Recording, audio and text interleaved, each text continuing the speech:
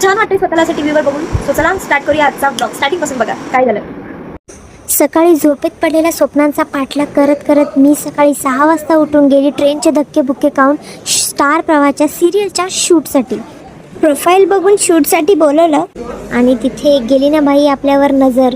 आपला लुक आणि गेस्चर बघून आपल्याला पण बोलवलं ना बाई कॅमेऱ्यासमोर.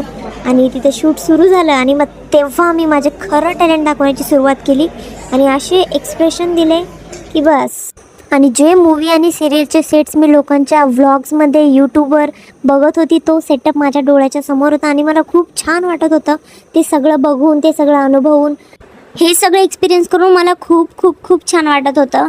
विदाऊट ऑडिशन मी इथपर्यंत आली आहे गाईज. आणि जर माझ्याकडे ऑडिशन अपडेट असते तर अजून छान काहीतरी असतं.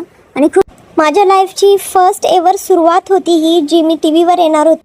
मी माझ्या स्कूल एजमध्ये टी व्ही चॅनल आणि न्यूजपेपरवर तर आलेच होते, पण हा अनुभव खूप वेगळा होता आणि खूप छानही वाटतं. विचार करा आणि तुमच्या प्युअर सॉलने तुम्हाला जे हवं आहे ते तुम्ही विचार करा त्याबद्दल आणि त्याबद्दल स्ट्रगल करा आणि कोणापुढे झुकू नका कधी. तुमचे स्वप्न आणि तुमच्या स्ट्रगलवर विश्वास ठेवा आणि थाटामध्ये तुमचे स्वप्न पूर्ण करा. फायनली मी टीव्ही सिरियल्स मध्ये काम केलं.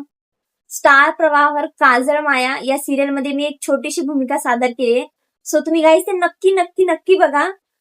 याच लुक मध्ये मी तुम्हाला त्यामध्ये दिसेल आणि मी खूप म्हणजे खूप खुश आहे. मला खूप छान वाटतंय की बाबा मी कुठेतरी आली आहे तुमच्या सपोर्ट आणि प्रेमामुळे. सो गाईज तुम्ही बघायला विसरू नका काजळ माया सिरियल रात्री 10:30 वाजता. एकदम हॉरर अशी भूताची स्टोरी आहे, एकदम मस्त. सो गाईज तुम्ही नक्की बघा आणि तुमचा असाच सपोर्ट आणि प्रेम राहू द्या. थँक्यू.